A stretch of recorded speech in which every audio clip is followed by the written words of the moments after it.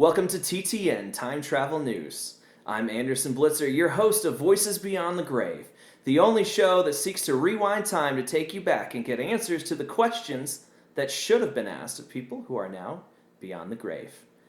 Today we'll travel back to the days just after Jesus lived, to the 1st century, to a little burg called Joppa, about 40 miles outside of Jerusalem and sits to this day on the Mediterranean coast. Why Joppa, you ask? Because there lived and died and lived again today's subject. Follower of Jesus, an industrious seamstress, a caring and popular woman with the unfortunate name of Dorcas.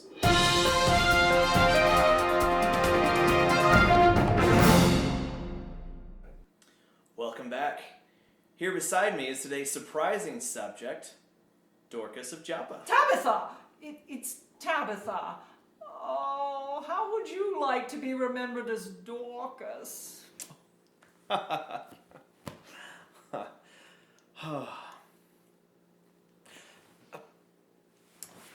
sorry. Right. Tabitha.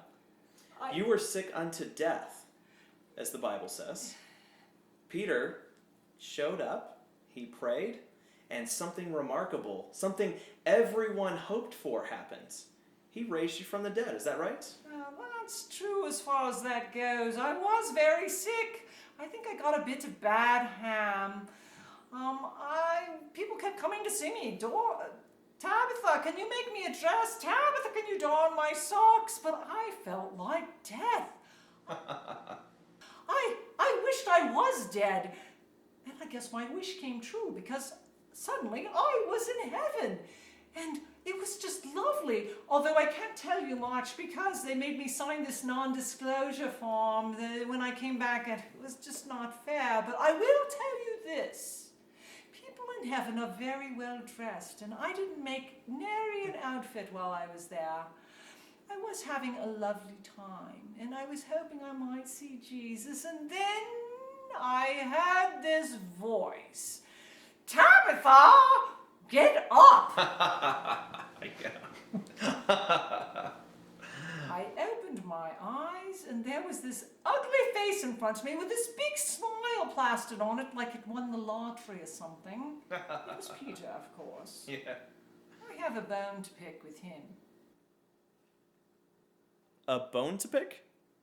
He did not even ask me if I wanted to come back.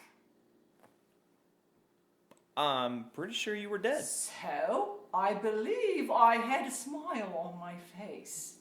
Well, Luke doesn't fill in the details for us. Care to explain what happened then after that? Well, after the preliminary shock had worn off, and I saw my friends, I was glad to see them, and I was sad that they'd been worried about me and sad, and so that was good. And after a while, things got back to the regular routine, and it was, Tabitha, have you made my dress? And Tabitha, would you darn my socks? And I'm good with a needle. I'm glad to do that because that's my gifting, and people need clothes, and I was happy to provide them. I love seeing my stuff on people. It was lovely.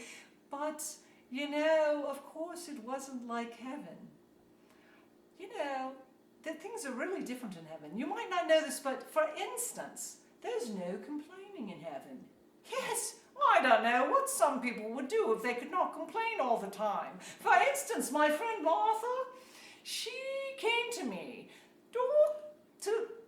Tabitha, this dress you made for me is way too small. I said, Martha, that dress is size 4, just as you asked. She said, that can't be because this is far too tight on me. So, while I proceeded to get out my needle, she began complaining about everything that came to her mind. The Romans, the weather, the church. I was sewing her dress to be a size 14, just the way I had said in the beginning. Yeah. I see you're wearing one of those Live Strong bracelets. Is yours something about not eating undercooked ham? Oh, this Live Strong? Oh no, this is a DNR bracelet. DNR. Do not resurrect. All right. Well, Tabitha.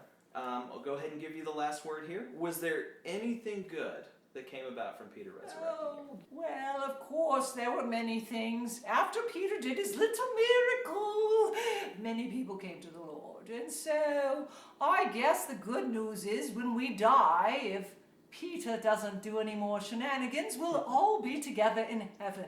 And I sometimes think that might be what this was all about. I don't know. I'll have to ask when I get there. All right, and there you have it. For TTN, I'm Anderson Blitzer. You keep it classy, TNC.